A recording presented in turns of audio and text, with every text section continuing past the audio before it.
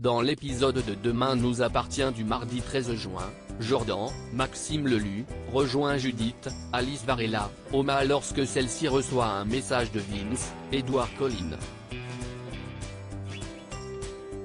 Jordan ne peut s'empêcher de le lire, ainsi que les précédents. De quoi agacer la principale intéressée. Judith lui rappelle qu'elle fait ce qu'elle veut et qu'elle est bien obligée de lui parler pour les séances de méditation. Mais Jordan estime qu'il y a plus que ça. Cela confirme les doutes qu'il avait déjà. Alors qu'elle lui rétorque que ses révisions du bac lui montent à la tête, se sentant pris pour un con, Jordan part en claquant la porte. Judith raconte cette altercation à Nour, Sahel de Figueiredo, qui comprend la réaction de Jordan. Elle en profite pour sonder son amie pour savoir si elle n'a pas envie de coucher avec Vince, ce que Judith dément formellement. De son côté, Jordan se rend à la plage pour avoir une discussion avec le coach de vie. Il lui rappelle qu'il est en couple avec Judith et le somme d'arrêter de lui parler. Mais Vince ne compte pas arrêter de discuter avec elle et ne cache pas. Il a une belle connexion avec Judith et leurs discussions leur font du bien à tous les deux. Mais Jordan finit par le menacer à demi-mot. Informée par Vince, Judith déboule chez son chéri pour mettre les points sur les i. Si elle assure ne pas avoir couché avec Vince, Jordan lui répond qu'il a remarqué qu'elle n'était pas insensible à ses charmes. Swasik tente de raisonner William en travaillant sur la vidéosurveillance d'Aurore, Julie Desbazac, Roxane, Raphaël Volkov, réalise qu'une photo en HD est incrustée. Il s'agit d'une image d'une maison. Grâce à l'aide de champions de géocaching, Roxane est parvenue à retrouver l'adresse de la fameuse maison.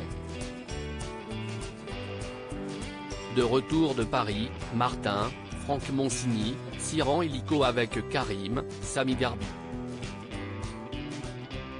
Quand ils arrivent, la maison est vide. Ils y trouvent simplement la veste d'Aurore accrochée à un mur.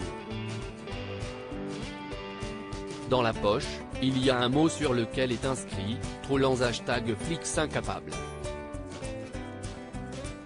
Le ravisseur d'Aurore s'est moqué d'eux. Pire encore, il a pris le temps de nettoyer de fond en comble la maison. Il n'y a donc pas la moindre trace d'Aiden. Alors que l'enquête piétine, Nordine a peut-être une piste. En visionnant les vidéos des invités de la soirée, il a remarqué que le DJ paraissait extrêmement stressé 20 secondes avant que le live soit projeté à l'écran.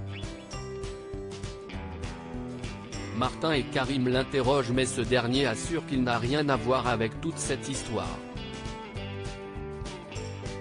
Il a simplement cliqué sur un mail reçu de la part de Charlie, Clémence Lassala, qui a introduit un virus dans son ordinateur ainsi que la vidéo du live.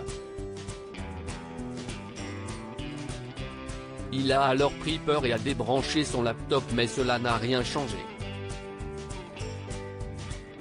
De son côté, William, Kamel Belgaï, n'a pas décroché le regard du live. Il n'a pas bougé d'un iota depuis la veille au soir et n'a même pas mangé. À la fin de la journée, il reçoit la visite de Swasik, Charlie Nunn, qui voulait s'assurer qu'il tienne le coup. En le découvrant ainsi, elle tente de le raisonner, il ne peut sombrer.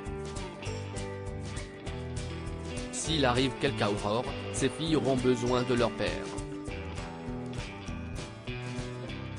Elle parvient à le convaincre de faire une petite pause et de s'aérer dans son jardin 5 minutes.